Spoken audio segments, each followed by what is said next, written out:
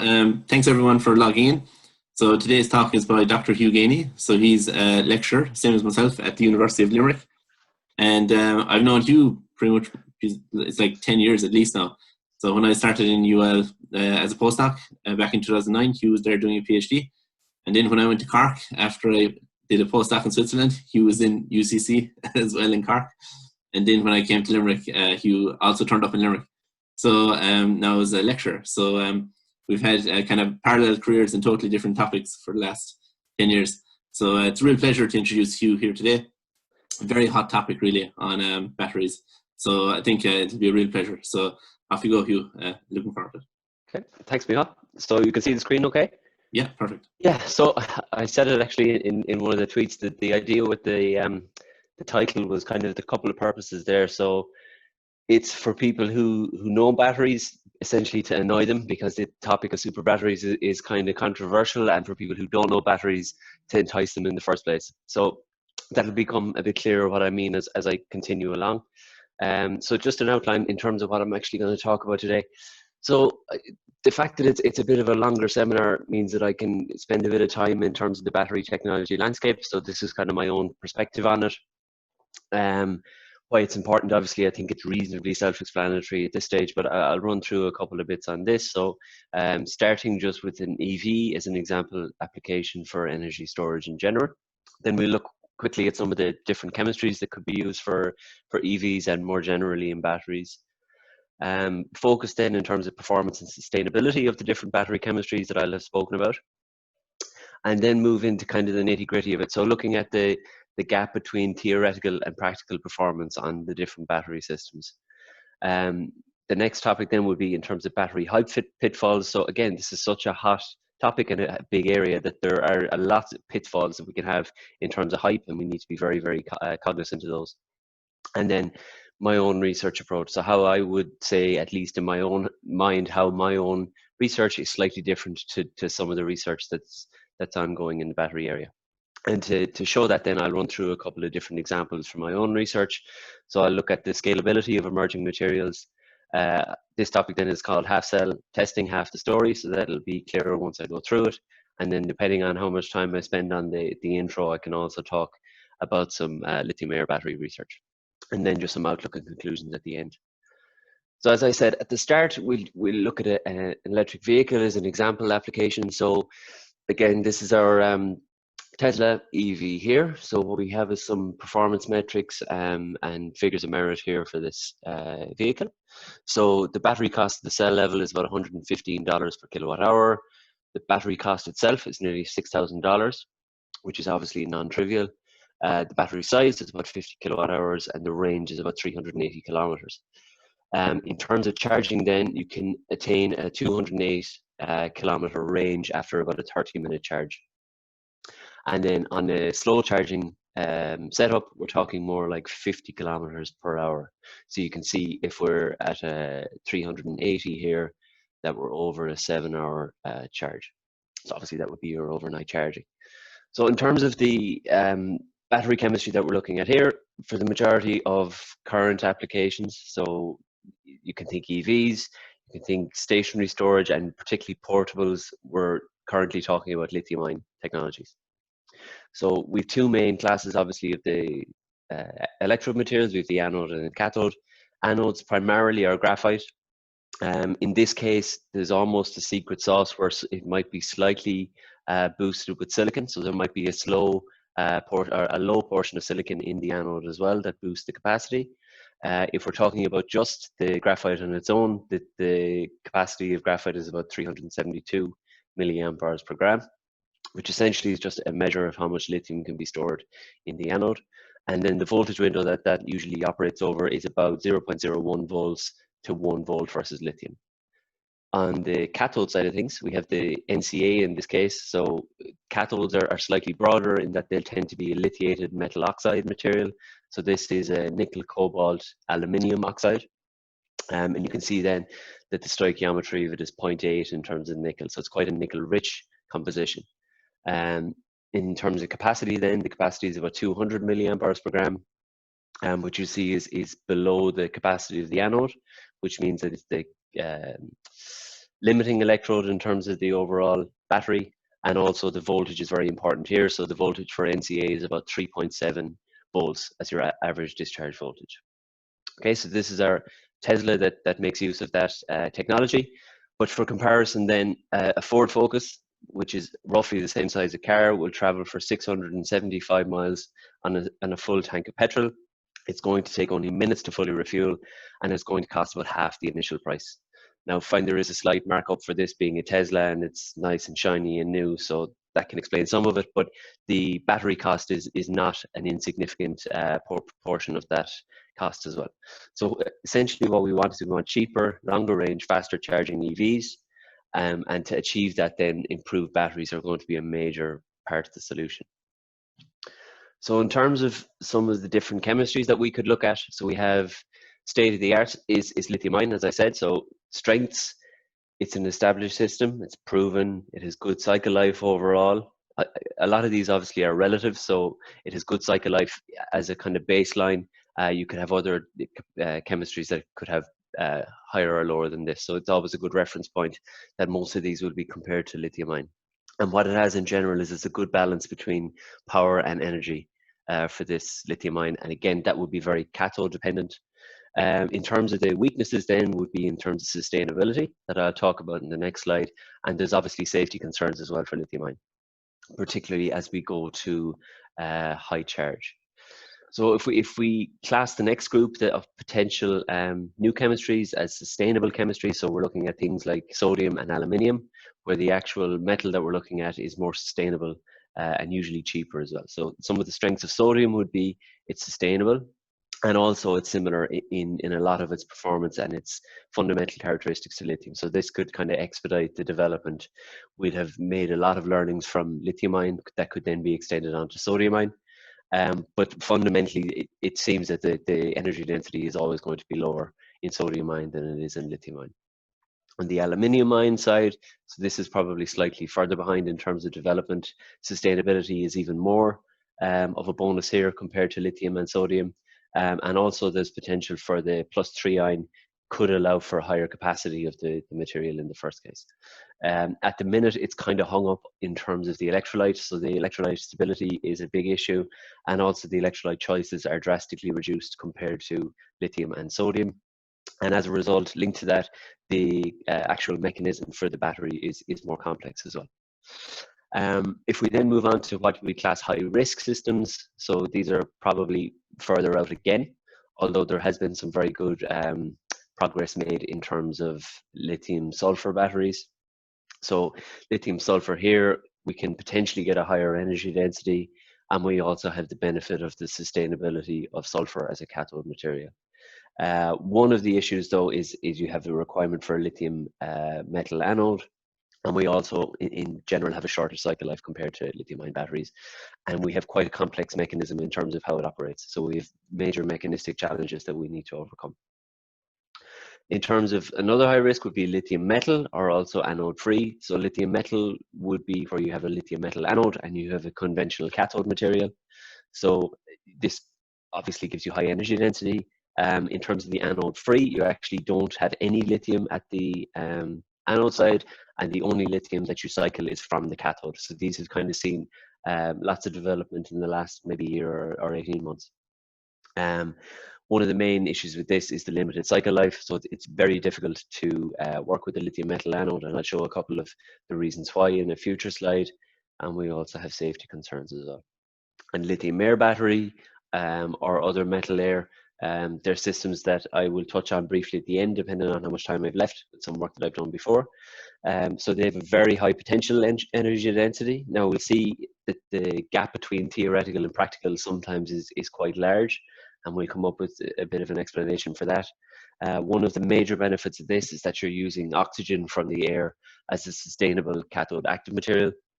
But weaknesses again is there's very limited cycle life on this, and it's a particularly complex system in terms of the both the mechanism of what is actually occurring and also the factors that influence the performance as well. There's also other systems out there. There's things like potassium, calcium, and magnesium, but they're kind of in their infancy, and I won't really touch on them that much.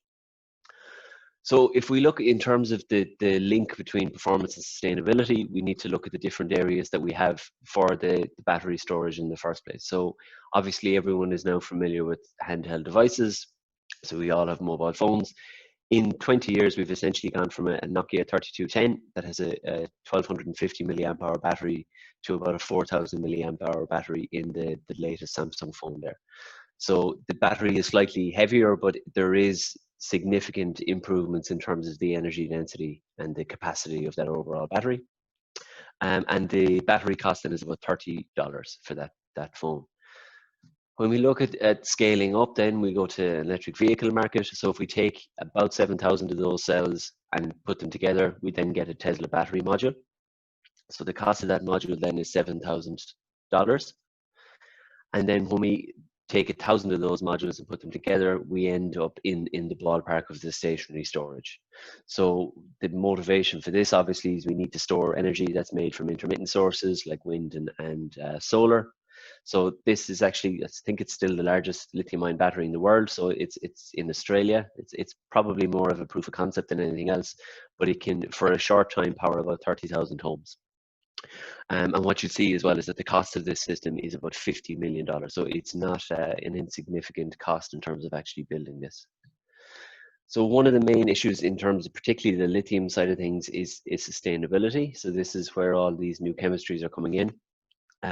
So what you'll see, there's some key critical elements that are needed for lithium-ion that are very poorly distributed around the world. So particularly cobalt, which we'll see is in NCA, and in lithium cobalt oxide as well, is almost exclusively in the Democratic Republic of Congo.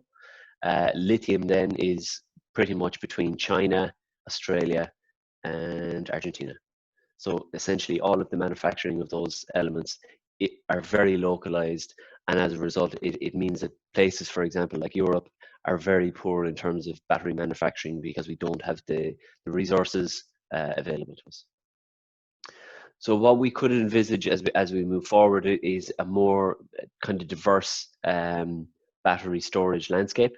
So if we look at the differences with these three different markets, the handheld, EV, and stationary storage, we have different key performance metrics. So on the handheld device, what could be important are things like the charging rate, the energy density, so that it can go for a long time during the day, and obviously the cost. So we want it as low cost as possible. On the electric vehicle market, we want high energy density and power density, which again usually work against each other. So you can have a battery that's either high energy or high power. So we need to find the sweet spot for performance there. And the charging rate obviously is a major hurdle for the electric vehicles. As we saw at the start, even if it takes a half an hour to charge, when you compare that to a standard vehicle, you're of the order of seconds. So it's a real issue for people having to wait for their EV to charge. And obviously calendar life. So you don't want to have to trade in your EV after 5 or 6 years. You want this to go for at least ideally 10 years plus. The stationary storage then is slightly different. The key performance metrics are cost per kilowatt hour. So the physical size of the battery doesn't necessarily make that much of a difference. Whether this massive battery here in the bottom right is this size or 1.2 times this size doesn't make a huge amount of difference. So the main thing is the cost, the safety, obviously, because you have a huge amount of energy stored in there, and the sustainability, and obviously cycle life as well. So you don't want to put this installation in and then have to rip it out in 10 years time. In terms of the current battery chemistry, so the handheld devices, we're looking at lithium ion, EV is lithium ion, and the stationary storage is lithium ion. They have slightly different cathodes depending on the markets. So what we would suggest is that as we move forward in time, we're probably going to see a diversification of this energy storage. So as we go to future times, we're going to have sodium ion or aluminium ion could potentially come into handheld devices if the performance can be brought up to that level. The EV market, it's very difficult to beat lithium in terms of energy density, so it will likely be an advanced lithium ion or lithium metal type situation. And then in terms of stationary storage, it would probably be flow batteries or sodium or aluminium ion. So in terms of the gap then between theoretical and practical energy density, so this is a really nice paper that looked at the modeling of a system size for a given specific energy. So what we would have seen, and I didn't give the numbers, is things like the lithium air system. You'll very often read a paper where it could be the theoretical energy density is comparable to gasoline. It's actually shown here. So it could be, 4 times higher than the current state of the art. But when people actually start to calculate out the system that you would really need, you'll see that the improvements are actually far more modest. So in terms of the lithium air system, it does win out on a watt hours per kilogram, so that's a specific energy perspective. But in terms of a watt hours per liter, which is a volumetric energy density, which is actually usually very important for things like electric vehicles, where you're limited in terms of the space that you can have the battery, the more advanced lithium ion and lithium metal options actually come through. So if we were looking then at kind of the overall situation, you could compare the different battery chemistries in terms of certain key performance metrics and potentially where they might land. So if we look at energy density, our ideal battery chemistry obviously would be 10 out of 10. Aluminium ion is probably never going to be as high. Sodium will be slightly higher. Lithium air will be very high. Lithium sulfur will be slightly lower. Same with lithium metal. Future lithium ions, this would be kind of taking lithium ion as far as it possibly can, would be slightly lower than that again. But we can then start to kind of come up with a full picture of which of the key performance metrics make sense for the various applications. So that's energy density. If we have cost, so this is the larger it is, the higher the cost. So as we go to lithium metal, it'll still probably be quite expensive because we need to make lithium metal, whereas the sodium ion and aluminium ion would be cheaper. In terms of sustainability, like I said before, aluminium and sodium hopefully will be more sustainable and will be more suited then to the larger scale applications. And then finally, then this is cycle life. So again, the ideal battery chemistry will be 10 out of 10. The lithium ion, future lithium ion is likely to have a very long cycle life, whereas the higher energy density ones like the lithium sulfur and lithium air will likely have a lower cycle life. But that's not necessarily an issue. If you can get, for example, 1,000 cycles at a very high energy density, you can actually get away with some of this. So again, just to highlight and kind of give a snapshot for overall the development that is going on, the different battery chemistry groups, they have different strengths and weaknesses, and obviously there's variation within them. So within the lithium ion as well, the cathode choice plays such an important role that it can completely determine the key performance metrics there. So some of the general battery hurdles, and I'll get into some of my own research then quickly. So even in the established lithium-ion systems, there's lots of issues going on. So that these are really complex systems. We kind of forget, because we use these batteries every single day, we just take them for granted, but there are multiple issues that can become actual issues in terms of the performance that we need to be cognizant of. So on the anode side, we can have issues with the current collector itself. The binder can decompose. On the active material here, this is graphite. So this is probably the most stable or one of the most stable anode materials that we can have. But even then, there can be issues with the graphite. So you can have particle cracking. You can have what's called SEI formation. So I'll show an example of that in a second, where it's unstable, it breaks down and precipitates like here. What you can have as well is this is lithium dendrite formation. So these are metallic lithium that deposits on the anode and essentially breaks through the separator and shorts the cell. And that's one of the main causes then of our short circuits and potential thermal runaways then. On the cathode side, so again, as we move to higher energy cathodes, they're in general more reactive. So what we can have is we have structural disordering. This is particularly true when we have high degrees of delithiation of the cathode material. We can get things like transition metal dissolution. So essentially you can leach out some of the transition metals from the cathode material that can cross over to the anode and cause all sorts of problems there. And you can have issues on the aluminium current collector as well. So I mean, this is within the established lithium-ion setup. So you can only imagine as we go to new systems, we're introducing new potential issues that we need to be aware of. So some of the more important ones with our research then are in terms of the solid electrolyte interface. So essentially what this is it's a mix of organic and inorganic components that form on the anode, primarily where we're interested, but also on the cathode. You sometimes see it called the CEI, the cathode electrolyte interface. And what it is it's a mix of these different components that forms on the surface through reactions of the electrolyte with the material. And what this can do is it can completely determine the performance of the battery. I'll show a couple of examples of the importance of this as we move on. In terms of general battery hurdles, as a kind of a general comment, there's definitely an over-reliance on what's called half-cell testing. So on the left-hand side, we've a half-cell here, which is our active material.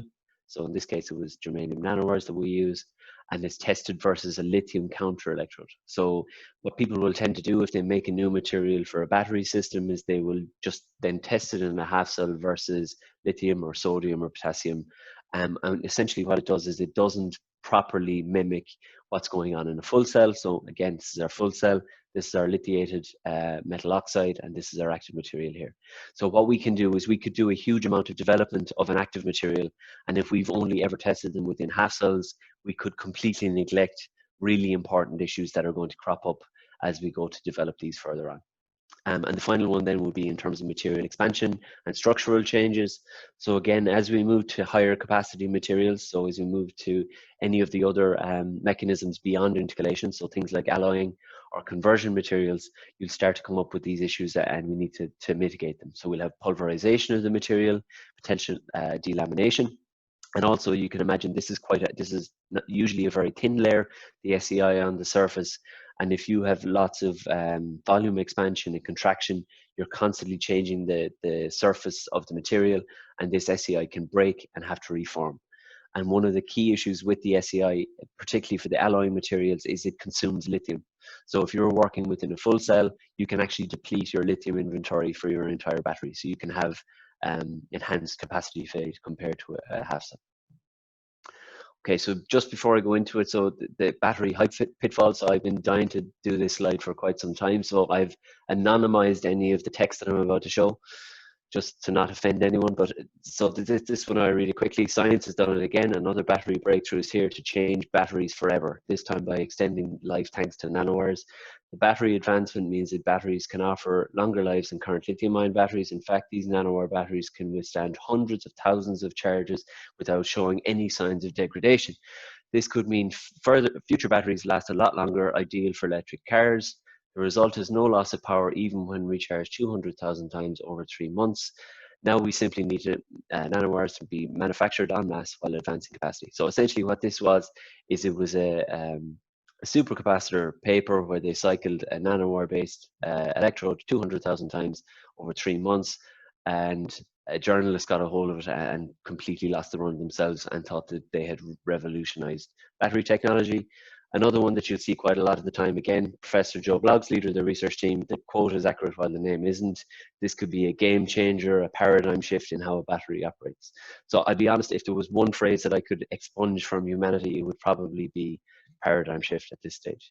And then the final one is, while smartphones, smart homes, and even smart wearables are growing ever more advanced, they're still limited by power. They say that the battery hasn't advanced in decades, but we're on the verge of a power revolution. Big technology and car companies are all too aware of the limitations of lithium-ion batteries. While chips and operating systems are becoming more efficient to save power, we're still only looking at a day or two of use on a smartphone before having to recharge. So the important context of that last one is that the battery cell energy density has almost tripled since 2010.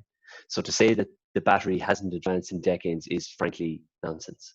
So the difference here is going between paradigm shifts, as they're called, and incremental performance increases.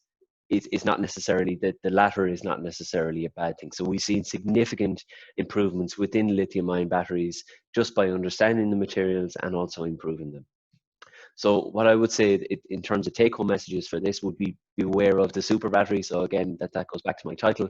So what will happen is researchers will often oversell their findings or be misrepresented by a journalist in need of a soundbite. So it's much more attractive if someone can say that they've completely revolutionized the way we think of batteries, rather than actually making what could be a very important incremental improvement. And obviously incremental improvements are not such a bad thing when it comes to battery research as well. So in terms of the research application, so what I would say is the common approach is people will make a new material. They'll make electrodes using standard methods. So they'll just use slurry processing to make the material. Then they'll test it using standard protocols to basically try and maximize those headline numbers. So try and get the highest specific capacity, try and get the highest energy density. publish the papers with those performance metrics that they've just gotten as their main selling point, and then essentially forget about the material and start all over again. So what happens then is we end up with these, on the TRL scale, we'll end up with these TRL1 materials that are just constantly being churned out and forgotten about. And in reality, the focus is solely on delivering these performance metrics, and the insight that we're actually getting is limited, and the ultimate impact, at least in my mind, is very questionable. So what I'm trying to do, at least on the research approach, is to identify open questions and issues in battery topics. So again, they can be over the different chemistries. Then with those open questions and issues in mind, use either materials from the back catalogue that I have made before or are available within the larger group within UL, or commercial materials if they're more suitable. And then if there's none of those materials that are suitable, go and develop new materials at that case, but again, with the initial open question in mind.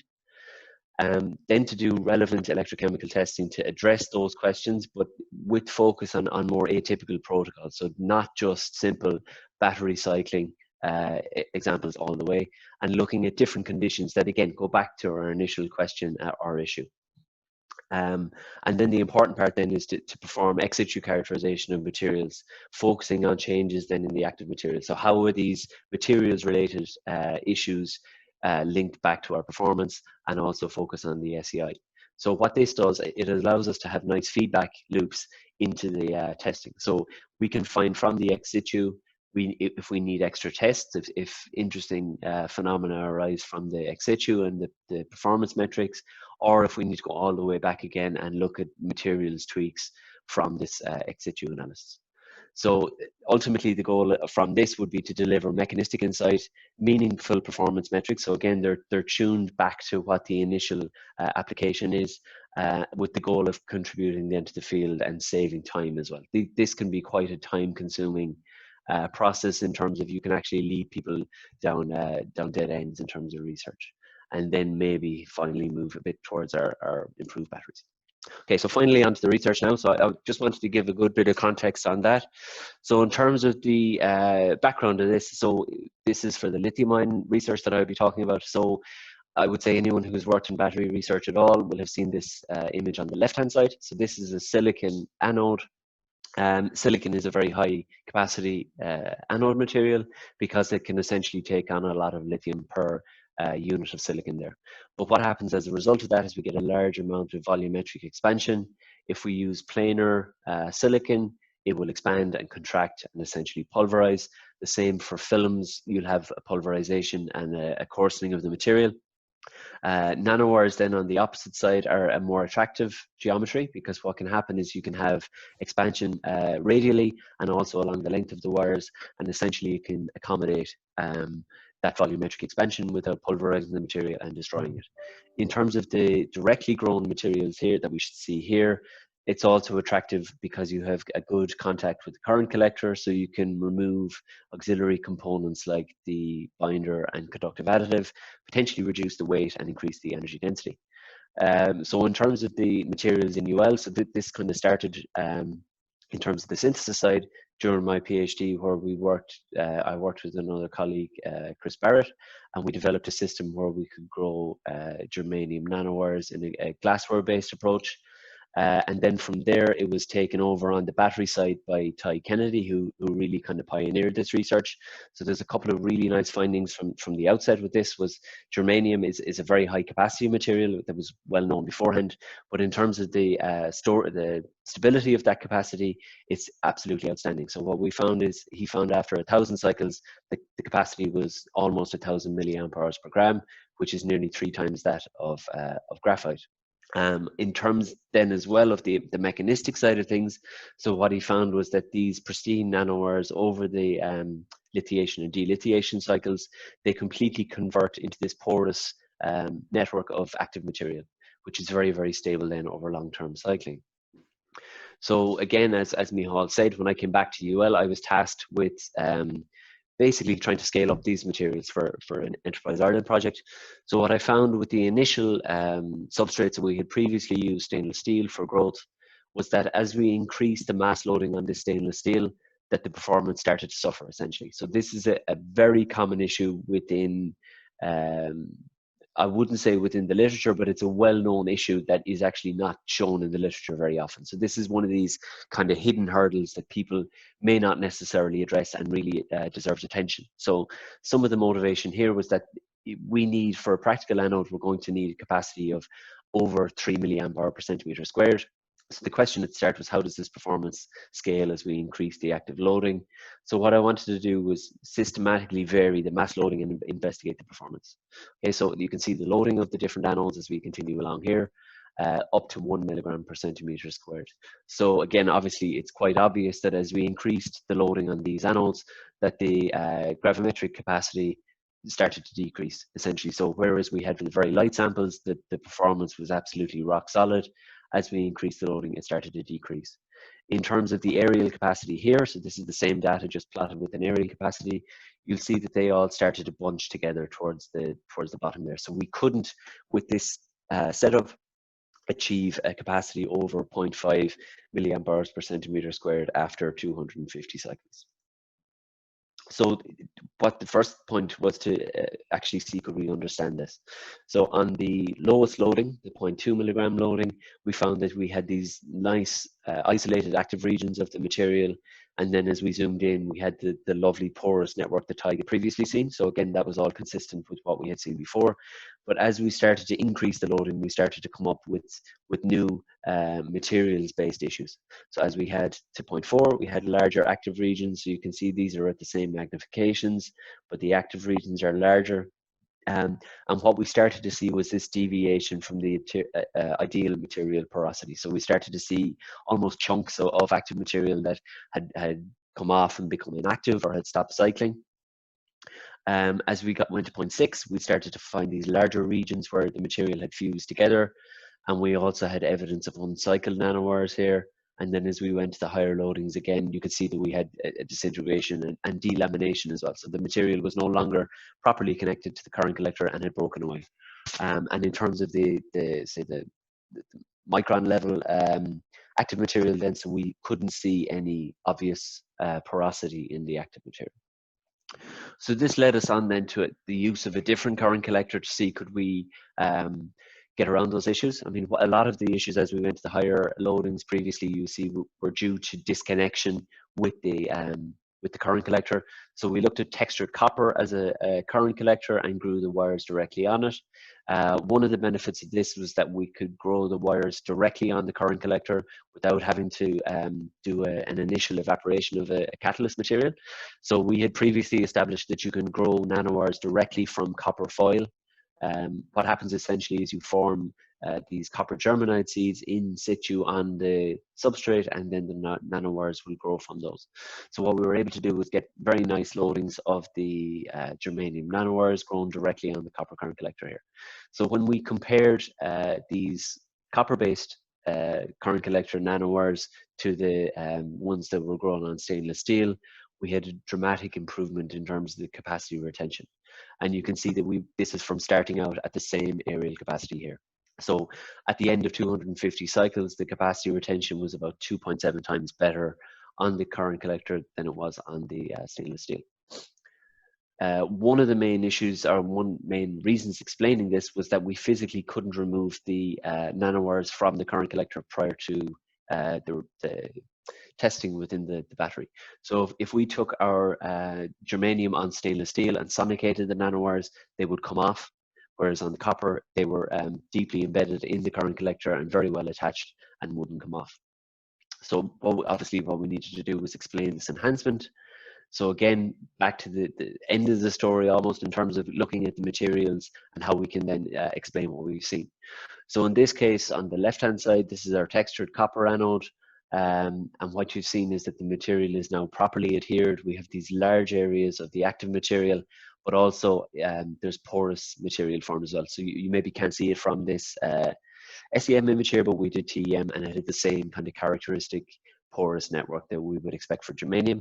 Whereas in the 1 milligram stainless steel anode, we had complete delamination. Essentially, as soon as we took apart the cell, the material flaked off and there was very little of it actually left. So we had no network formation and pulverization of the material. So you can see that there's a clear explanation at the materials level why the performance is enhanced here. So the next question then became, can we push this loading even further? So I had quoted 3 milliamp hours per centimeter squared as a potential target. So I'll show that in 1 second. But one issue that people don't necessarily do is they don't test their materials to failure. So what we found here is when we continued on beyond the 250 cycles, that we had this abrupt failure mechanism that seemed to occur just before 300 milliamp or 300 cycles. So when we looked at this with the EIS, then what we found is we had a major impedance increase after at the failure point. So what we found is if we actually disassemble the cell here and then reassemble it with a fresh lithium counter electrode, that the performance jumped back up here again once we did it at a C over a 20 restart. So this was done without an SEI removal as well. So this is just due down to the way that the impedance occurred on the electrode. So essentially what had happened was that the processes that we were looking to do in terms of the lithiation had moved out of our potential window that we were investigating. In terms of increasing the loading even further, so we could bring it up nearly to commercial levels in terms of the aerial capacity. So we could bring it to nearly 3 milliamp hour per centimeter squared. But what we did find was that the capacity dropped off more rapidly than beforehand. So what I wanted to find out was, once we had reached this point here where you would think that the battery had failed, essentially, was to disassemble the battery and look at the active material. So what we found was that we had perfect retention of the material on the substrate, and we also had the porous germanium network formation. So essentially this issue here was not directly linked to the germanium. So what we did was we removed the SEI from there and reassembled the cell within a new fresh half cell and started the cycling again, and this capacity jumped way back up again. So in this case, the issue was actually due to the lithium counter electrode. So essentially what we had was we had a failure of the lithium counter electrode, and once we had reassembled the cell there, our capacity drastically improved. Okay, so in terms of future work, so there's still open questions with this, but we have gained a lot of mechanistic understanding in terms of what has gone on and where we can go in future. So the future work would be full cell testing of these high loading anodes. So as I mentioned before, full cell testing is kind of neglected and is something that needs to be done a lot more. And also then we need to see, can we remove those lithium related counter electrode issues. So in terms of full cells, when we're looking at the full cells, what's really important is the background importance in terms of anode and cathode balancing. So if you look at the specific capacity of cathode materials, you see they're usually no higher than 300 milliamp hours per gram. But as we move to things like silicon and germanium, they're much, much higher. So they tend to be multiples of the cathode material. So what you can imagine is if you have a pristine germanium nanowire, you lithiate it, you will obviously expand it, but you'll form an SEI as well. So this PN ratio, or it's also called NP ratio, needs to be as close to 1 as possible. So essentially, if you have to introduce any excess capacity, you will do so by adding more cathode material, but there's a disproportionate penalty in terms of the weight to the cell to do that. So what you will do is if you have to have excess lithium in there to accommodate any losses of lithium due to SEI, you'll have to bring in more cathode material, and you could completely dilute any of the energy density benefits of having a high capacity material in the first place on the anode. So there's a couple of ways of doing this. So there's nice contact methods where you can pre-lithiate the material to try and get around those irreversibility issues. And there's also electrochemical methods like the one I'm going to show on the next slide. So in terms of a half cell, again, we have a large excess lithium due to the fact that we have a lithium counter electrode. And then what happens as a result of that is that lithium losses in the SEI can be mitigated due to that excess lithium. Whereas in a full cell, we've little, if any, excess lithium in the cathode. The SEI has to be accounted for with extra cathode material or with an anode pre-lithiation. So if we have continuous SEI formation, then we're going to lose cyclable lithium, and it's going to lead to capacity fade. So in terms of contrast in half cells and full cells, so these are our results then from the paper. So these are our half cell cathode cycling, and this is our half cell anode cycling, and this is our voltage profile then for our full cell charge and discharge. So this is for a germanium and LCO full cell. What we found is the voltage window is very important in this case. So this is for a full cell that had quite a large cathode excess. So there was more capacity on the cathode side than could be accommodated on the anode side. And what happened essentially is just above 3.9 volts, if you continue to charge the battery, you'll have this secondary plateau here, which we found is due to lithium plating. So what can happen is you can have a secondary process beyond your standard lithiation where you have lithium plating. And as I've highlighted, that's a major issue in terms of full cell operation. So again, I'm conscious of the time, so I can go back and discuss the intricate details of this if people like. It's just to kind of get across the main points of these. So what I did then was looked at the cycling comparison of the different setups. So what's very important is the electrolyte composition here. So if we look at as a function the PN ratio here, so this is the essentially how much cathode excess we had. So the blue trends here have more cathode excess, and as we go down to the red, they have less. So the best in terms of performance was the one that had VC in terms with the electrolyte and within what we call the standard voltage limits. So to avoid any of this lithium plating issue, we set our upper cutoff voltage at 3.9 volts within the full cell and cycle the battery between 3.9 and 2.8 volts. And so what you'll see is in this cell here in B on the right hand side, the cycling performance is essentially comparable with a half cell germanium. But as you decrease the excess of capacity from the cathode, you start to see a diminishing capacity over time. So essentially what has happened is we have diminished some of that active lithium within the cell, and we started to lose capacity there. So again, there were some extra tests just to kind of really hone in on the mechanisms that were going on. So if we did a full cell charge, what you could see, this was for a PN 1.5. This is full cell testing where I disassembled the anode afterwards and then put it back into a half cell. So this is with a fresh lithium metal, and what you'll see immediately is that the capacity returns to what you would expect it to be, and also the capacity retention is enhanced. So basically, this is the summary of the difference between a full cell and a half cell. You far greater depletion of the capacity over time in a full cell.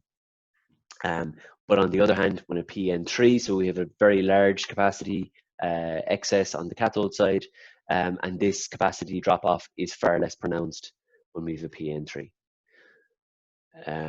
So finally, what we did was some conditioning of the anode and cathode, or the anode side, and what we found was that the number of electrochemical lithiation cycles that we did drastically improved the performance. So when we went from a full cell that had no conditioning, after 100 cycles we could only deliver 301 milliamp hours per gram based on the anode material, whereas when we went to 50 cycles, so essentially we lithiated the material for 50 cycles and delithiated for 50, took it apart and put it into a full cell, that we could still retain 437 milliamp hours per gram.